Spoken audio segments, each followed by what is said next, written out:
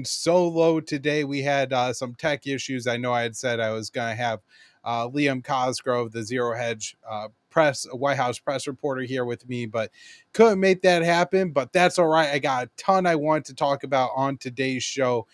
Maybe most important here, the just massive onslaught that Israel not only is conducting in Gaza, but specifically against Palestinian journalists. I want to talk about one of the big subjects this week in the news is going to be the upcoming summit between Trump and Putin in Alaska. So what to expect there. And then Trump today had a major announcement that he's federalizing the DC police force and deploying hundreds of National Guard soldiers to the streets of our nation's capital. So we'll be talking about all of that. Let's get into it, starting with what was happening in Gaza, and specifically this Israeli airstrike on a tent full of journalists outside of a hospital. Play SOT number 1. He was one of the most recognizable voices reporting from Gaza since the war began in October 2023, among the few international journalists who remained in northern Gaza throughout the conflict, broadcasting even as Israeli forces ordered more than 1 million Palestinians to evacuate the area. Born in Jabalia refugee camp, al-Sharif graduated from Al-Aqsa University's media faculty. He became one of the key voices from Gaza's front lines. Throughout the war, the 28-year-old reporter paid a high personal price for his commitment to truth. In December 2023, his father was killed when Israeli forces struck the family home in Jabalia. This came weeks after death threats. Israeli officers told him to stop reporting, but he refused. And in recent weeks, the pressure intensified. The Israeli army targeted him and his colleagues online, falsely accusing al-Sharif of being a Hamas member. A pre-prepared message was posted on his X account after his death, saying, "If these words reach you, know that Israel has succeeded in killing me and silencing my voice. I have lived through pain in all its details, tasted suffering and loss many times. Yet I never once hesitated to convey the truth as it is, without distortion or falsification, so that God may bear witness against those who stayed silent and accepted our killing." He ends, "Do not forget Gaza, and do not forget me in your sincere prayers for forgiveness and acceptance." Al-Sharif was among several journalists, I believe 6 in total, who were in a tent outside the gates of the al-Shifa hospital in northern Gaza when Israel, in a targeted airstrike, admitted they knew that this was coming. They had said last week that this is a member of Hamas. They're saying they're going to ramp up operations against Hamas. Again, this man works for Al Jazeera. He's not a member of Hamas. You could see his detailed reporting throughout this conflict.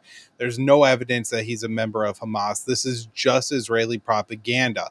Now, why do they invent this propaganda? Why do they kill the journalists? Because these are the remaining voices able to get messages out of Gaza to reveal the suffering of the Palestinian people in Gaza. There's reports out that last week Netanyahu and Trump had a conversation when Trump told Netanyahu that, "I know people are starving there. I could see image of it." And so for Netanyahu, the problem isn't that the Palestinian people are starving and suffering. That's actually a very, very necessary component to his policy for the Strip. But the problem for him is that the images of the emaciated children, the starving people of Gaza, is just getting to be too much for the world to bear. It's so sick and disgusting that even our president, Donald Trump, is not unhappy with the images coming out of Gaza and expressed that to Netanyahu. And so now Netanyahu has to address the problem. That problem, again, isn't to give the solution for him isn't to give more food to the people of Gaza. That would actually be a detriment to his overall policy, which is to create so much suffering for the people in Gaza, so much hunger, so much killing, so much torment and just indignity in everyday life, being treated by less than a human being, that not only will all the Palestinians be willing to leave the Strip, but other nations who would typically view taking in Palestinians expelled from their homeland as a part of aiding the Israeli ethnic cleansing of Gaza would see it as an act of charity because the people there are just absolutely so desperate. This is the Israeli policy for Gaza. And so that the solution can't be to feed the people more. The solution is to stop the images from coming out of Gaza. This has been something that a lot of people have warned about throughout this conflict, that the number of journalists being killed is absolutely massive. There are a number from the Gaza media office is now in the upper 230s, well over 230 journalists killed. And as Ramsey Baruta explained on a previous episode of this show, that doesn't count a lot of people who are effectively working as journalists who have been either killed or captured by the Israelis. And so there's been some doctors, medical personnel who were in Gaza reporting on the suffering. And because you're a doctor, because you're a nurse, I think the international media and people in the West give you a little bit more standing. And so they went after these people, right? And they killed some of them, but also the bloggers and just people who are out on the street with a camera recording their own suffering, people who have effectively become journalists in Gaza, have also been killed. So the number is in the hundreds. And this has led not only the people in the independent media who rightfully since October 7th, 2023, or October 8th, 2023, have been voicing concern and criticizing the Israeli government, demanding our government stop helping Israel, that recognize that what Israel is doing is trying to kill the journalists to silence, to cause a media blackout in Gaza. That's why they don't allow fuel in to run generators for telecommunications, even though they give the Palestinians, this is really something to think about. Israel gives the Palestinians their orders on where to evacuate through by posting them online. And yet most of the time there's not widespread internet in the strip, so people don't know where to go. And so, but the reason that there's not widespread internet, of course, is to limit the information that the journalists could get out. And so now we are looking at a time where there has been some criticism from the mainstream media, right? So there should be really intense scrutiny, right, from the mainstream media that their colleagues in Gaza are being mowed down and murdered day after day after day. Multiple journalists, 230 something journalists being killed would be multiple journalists being killed by Israel every single week. That's 10 a month. You would think that the international media would be upset or concerned, but really the response has been mostly muted until very recently when they were come out and saying our journalists in Gaza are starving. They're so hungry they can't even work. And I think very importantly, the International Committee to Protect Journalists has come out with a statement saying that Israel is trying to cause a media blackout in Gaza to prevent any images of the suffering of the people from coming out. And that is what is happening here. So, Nets, I want to move on and kind of talk about the next phase of what Israel is doing in Gaza and start off with this clip from Benjamin Netanyahu. Many Gazans are fighting back. They're begging us, they're begging the world, free us, and free Gaza from Hamas. No nation can accept a genocidal terrorist organization, an organization committed to its annihilation, a stone's throw from its citizens. Our goal is not to occupy Gaza. Our goal is to free Gaza, free it from Hamas terrorists. The war can end tomorrow if Gaza, or rather if Hamas lays down its arms and releases all the remaining hostages. Gaza will be demilitarized. Israel will have overriding security responsibility. A security zone will be established on Gaza's border with Israel to prevent future terrorist incursions. A civilian administration will be established in Gaza that will seek to live in peace with Israel. That's our plan for the day after Hamas, and let me summarize it. 5 principles for concluding the war. 1, Hamas disarmed. 2nd, all hostages freed. 3rd, Gaza demilitarized. 4th, Israel has overriding security control. And 5, non-Israeli peaceful civilian administration. By that I mean a civilian administration that doesn't educate its children for terror, doesn't pay terrorists, and doesn't launch terrorist attacks against Israel. That's what we want to see in Gaza. So it's neither Hamas No, the So PA. let's be clear That's our here plan. that his plan is to occupy all of Gaza with Israeli military force and completely demilitarize the population. And so while his first goal is to disarm Hamas, he's talking about demilitarizing the entire population.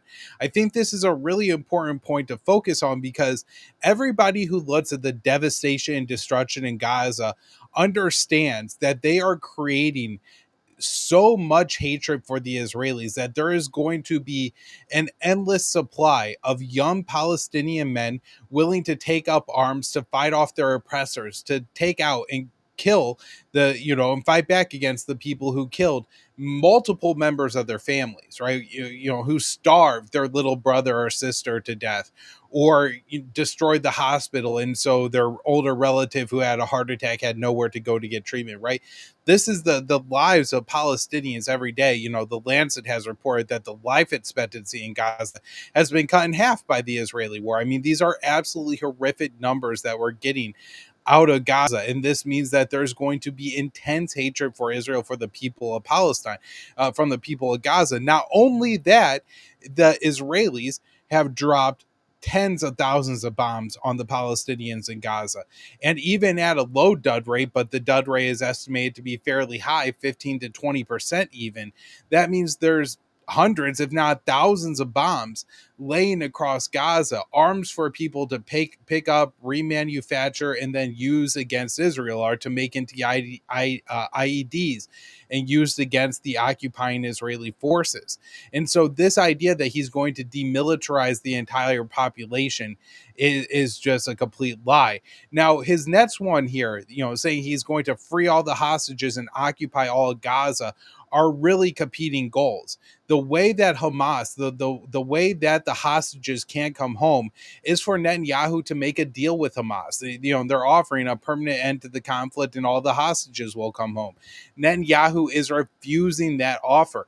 He's also, every time a deal gets a little bit closer, he changes the Israeli position to make it impossible. And so when Hamas was ready to agree to a deal that I believe even stopped short of a permanent ceasefire in Gaza, Netanyahu changed the proposal and said that now you had to give up all of your hostages up front, which of course Hamas wasn't going to do. They're going to do another phased release of the hostages to ensure that at least Israel abated by the ceasefire and likely aid transfers into Gaza for a number of weeks. And so Netanyahu doesn't want a deal. He doesn't want this conflict to end because ultimately he wants to depopulate the Gaza Strip of Palestinians. The government of Israel, the leadership of Benjamin Netanyahu, but really all the ruling coalition are on board with this plan for a genocide. And that is what he's announcing there. Once the IDF moves in and starts trying to take the streets of Gaza City, I'm guessing they're going to face more local resistance. It's going to be harder and harder to move through, which means they're going to conduct more sweeping airstrikes and just destroying it neighborhood by neighborhood and effectively cleansing that area of Palestinians, sending them to refugee camps in the south where they're going to concentrate, as they've said, concentrate all the Palestinians, and their only exit from that camp is going to be leaving their homeland permanently. So that is Netanyahu's goal here. The last thing I want to mention on this subject is this is even opposed by the IDF. The chief of staff of the IDF, Zamir, has come out very forcefully against this plan, even suggested agreeing to a ceasefire with Hamas to give the Israeli forces time to rest. One of the things I've been covering at judgenap.com, doing a lot of writing there, has been the growing number of Israeli soldier suicides, and the number of soldiers seeking trauma-related mental health services is up 1,000% since the start of the conflict. So this is obviously weighing a lot and straining on the IDF, but it's also opposed by former hostages who were released. They understand that the way they were released, almost the whole group of hostages who have been taken captive by Hamas and then that were previously released were released during ceasefire deals, and when hostages were killed, it was either by Israeli forces during military operations attempting to free them, or by their Hamas captors executing them, preventing their release. And so there really is the release, the way these hostages get home alive, is by a ceasefire deal, not through the military operations as Netanyahu proposes. And the members of families of current hostages are in the streets protesting against Netanyahu's plan to escalate this war. It's not really over concern for the Palestinians, but the Israeli captives. They want a ceasefire before this war continues, to get their relatives out. And then, according to a lot of polling, it seems most Israelis are for the onslaught continuing against the Palestinians. Next up here, I do want to talk about this upcoming summit between Trump and Putin that's supposed to take place on Friday in Alaska, and the rumors swirling around the potential deal. I want to mention up front here, there's some reporting that says Russia, and Donald Trump has talked about this publicly, Russia is prepared to agree to some land swaps. It's unclear of exactly what Putin is going to agree to swap or not. There's some reporting that Putin has walked back his previous position that Ukraine has to give up all of the Kherson and Zaporizhia oblasts in southern Ukraine, and is actually willing to freeze there along the current line of control. Now, he does still want all of the Donbass, which is mostly controlled by Russia at this point yesterday. The Donbass is made up of Donetsk and Luhansk. Luhansk is, I believe, like 98% controlled by Russia. The number for Donetsk is lower, but the Russian forces are advancing. And this is, I believe, where the land swaps would come in, where Russia controls other Ukrainian territory. They would give up some or all of that for Luhansk. And then Ukraine would also agree to a level of demilitarization, which I'm guessing is going to be hammered out later, and also never to join NATO. So we will see. This apparently from the White House sounded like a workable proposal. I did see some reporting, there was an article in Axios that said Putin had actually agreed to give up all of the southern oblasts, Zaporizhia and Kherson. That seems like a real concession. I'm not sure if that's true, but if it is, it certainly would be a very good deal for Ukraine. Either way, no matter what the proposal is, it doesn't seem like it's going to go forward, not due to roadblocks in the White House this time, but actually in Kiev. So here's what Zelensky has to say about the potential talks. Ukrainians will not give their land to the occupier. Ukraine is ready for real solutions that can bring peace. Any solutions that are against us, any solutions that are without Ukraine, are at the same time solutions against peace. They will not bring anything. These are dead solutions. They will never work. So Zelensky seems a little bit concerned, which is actually, I think, a good sign that we may be moving in the right direction here. Maybe Trump is serious about doing this deal with Putin. Now, when Ukraine rejects it, assuming it's going to involve some territorial concessions from Ukraine, and Zelensky says no, then the real question is, what happens next? What will Donald Trump do? Will he say, okay, we can't get a deal, so we're going to move ahead with the status quo, we're going to keep arming the Ukrainians? We'll do these schemes where we'll say there's a minerals deal, so we're not really paying for the weapons, the Ukrainians are buying them for us. We'll say that the Europeans are buying the weapons, but that's not going to alleviate one of America's major military problems, which is a lack of arms in our own stockpiles.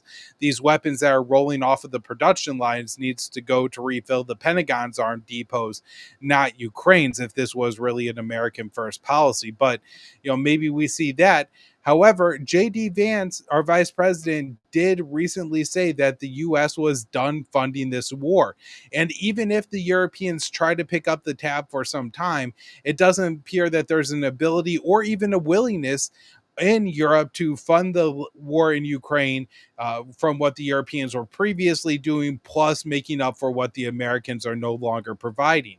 And if that's the case, the Ukrainians are going to be in real trouble. They've relied on not only America's military support, but escalating military support throughout this conflict. Every time Ukraine suffered a major setback, the Biden administration injected new and longer range weapons into Ukraine to give the Ukrainians a little bit of an edge on the Russians at that time and to try to set back the Russian advances. And if the Trump administration isn't willing to do that and escalate, ramp up support, not decrease, but ramp up U.S. support for Ukraine, then Ukraine just doesn't have the ability to survive here. And they will regret not taking this, I would imagine, very good deal at this point to freeze along the current front lines. The Russians are pushing forward. They're on an offensive. They're gearing up to have more troops now along the Belarusian-Ukrainian border. This is, stretching the Ukrainian forces even thinner than they already are. They're already bringing 60-year-olds into their military. An article I wrote just today. The Ukrainians are so desperate for air defenses, they're actually strapping missiles onto crop dusters, agricultural aircraft, and they're using those to shoot down incoming Russian drones because their air defenses are so depleted. This is, a ragtag army at this point.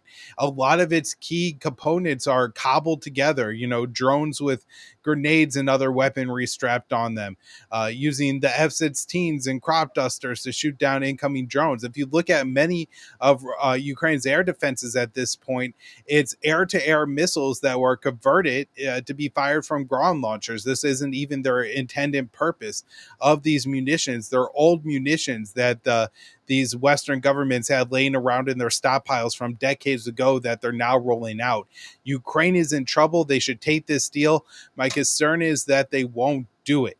Now, in a little bit more good news, you don't often hear this when I'm about to play a Lindsey Graham clip, but Lindsey Graham seems pretty nervous and unhappy with the current negotiations. So let's hear what the senator has to say. No, I'm very okay with President Trump meeting with President Putin in Alaska. I think everybody knows that how this war ends can be a good thing or a bad thing. If it ends in a way, it looks like that Putin's overly rewarded, there goes Taiwan. You can't end a war without talking. I do hope that Zelensky can be part of the process. I'll leave that up to the White House, but I have every confidence in the world that the president is going to go to meet Putin from a position of strength, that he's going to look out for Europe and Ukrainian needs to end this war honorably, and it's time to end this war honorably. But how we do it will be this historical. Man is a complete fool. And the fact that he gets to go on a Sunday morning talk show every week because he's supposed to be the senator that is a senior member of the Republican Party, but also somebody who has a particularly in-depth understanding on foreign policy, right? They're not inviting all senators on their show. It's Lindsey Graham almost every week on to talk about foreign policy.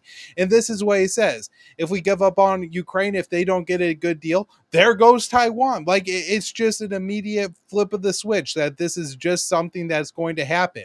There's no understanding, there's no analysis based in any kind of realism that, hey, if we've completely depleted our arms stockpiles arming Ukraine, if China does decide to invade Taiwan, how would we ever arm them? That should be the real question that Lindsey Graham is being up if he's concerned about Taiwan. If he thinks that we're going to have to fight a war with China over Taiwan, then the last thing we should be doing is sending arms to Ukraine or arms to Israel. We should be piling them all up. We should be bolstering our Pacific fleet. This would be a reasonable foreign policy. This would be something grounded in reality, something practical. But this man is just a complete lunatic. This would be if the deal on the table as proposed, where they're going to freeze the current front lines in the southern two oblasts, if that's the case, then Lindsey Graham should be pressing Trump to make that deal with Putin for the benefit of Ukraine, because this is a walk back from what Russia has previously said. And so if Russia is ready to make this deal, the United States should snatch it off the table. And they should tell Zelensky that he's taking it and he could either comply with it or we're shutting off the arms and the military support. We could put this deal in progress. We could make this happen. But you have Hots in the US panicking, and the Europeans are as well. The German Chancellor, Zelensky, the EU president are all saying, Trump, you can't make a deal with Putin without Ukraine. Well, absolutely, Trump can, because the only reason that the Ukrainian military continues to fight is because of the United States. So he can make the deal. He could give Zelensky the ultimatum, and we could get this thing going and honestly keep a good chunk more of Ukraine intact than I think many people had ever thought that Ukraine would get to keep at the end of this conflict. So definitely should make that deal. No NATO for Ukraine was always going to be something there. This is a good deal for Washington. This isn't a shining red light for green light for China that, oh, the United States is weak, we can now take Taiwan. In fact, in Beijing, I think they're going to realize that if this war cools off, then all the hots are in the United States are going to call it a success, and they're going to do what they're going to call Ukrainifying Taiwan. They're going to send all kinds of weapons, all kind of training. They're going to treat Taiwan as a NATO member in order to bolster their defenses so they could do what they did to Russia, to China, which is lure them into a war and weaken them and force them to spend a whole bunch of money, lose a whole bunch of troops, tons of military equipment, fighting a war in Taiwan. So I really do think that would be a sensible goal, but this is just complete lunacy what we're hearing from Lindsey Graham. Now, before I wrap up on today's show, I do want to mention this. This is a rather breaking story. Donald Trump gave a press conference earlier today where he declared it was Liberation Day for the District of Columbia, Washington, D.C., the nation's capital, and ordered 800 members of the National Guard be deployed to DC, the streets of DC. Pete Hegseth said they would soon be on the streets. Residents would see them around, and that he federalized the police force of the Metropolitan DC Police. And so this is a major federal power grab. This is something I find concerning. Donald Trump is saying that this is a crackdown on crime, although from the statistics I was able to look at before recording, it does seem that crime, even homicides in DC, are down over the past year. But Trump is calling the city disgusting and there's no law and order, and saying that we have to clean it up. I do have a short clip of Trump at this press conference, so let's hear what Trump had to say. It's embarrassing for me to be up here. I'm going to see Putin. I'm going to Russia on Friday. I don't like being up here talking about how unsafe and how dirty and disgusting this once beautiful capital was. Now, I do find military deployments of troops onto U.S. streets. Now, look, if the National Guard was coming in after a hurricane, they are the kind of people that are designed to do that. And so having them there can be helpful to people. But using them to enforce general law and order, I do find to be very concerning. As Trump points out in this speech, there's plenty of police officers. He actually denied that he would hire more police. I guess they have about 3,500 police officers in the Metropolitan DC Police Department. And so Trump says there's plenty of police. Then why are you bringing in the National Guard? Now, maybe even more concerning to me is another thing he said, which is that this could be replicated in other cities that they don't clean up their streets, and mentioned specifically the city of Chicago. And I think this is a threat that he's going to send the National Guard to other cities and crack down on crime. Now, certainly there is a crime problem in this country. I don't want to downplay that. I do think there is a need for policing and to hold people accountable, particularly those who commit violent crimes. However, that's not how our current government operates. As we can see, they don't do a good job of arresting violent criminals. And I have a real concern about the direction of our country when it comes to weaponizing the state against political opposition. And certainly Trump was a victim of this. The whole Russiagate hoax absolutely weaponizing the government. The Obama administration weaponized the government, the intelligence community against Donald Trump. But I do think we're really close to a time where the Republicans, and particularly Donald Trump, are willing to use that same kind of tactic of weaponizing the government against their opposition.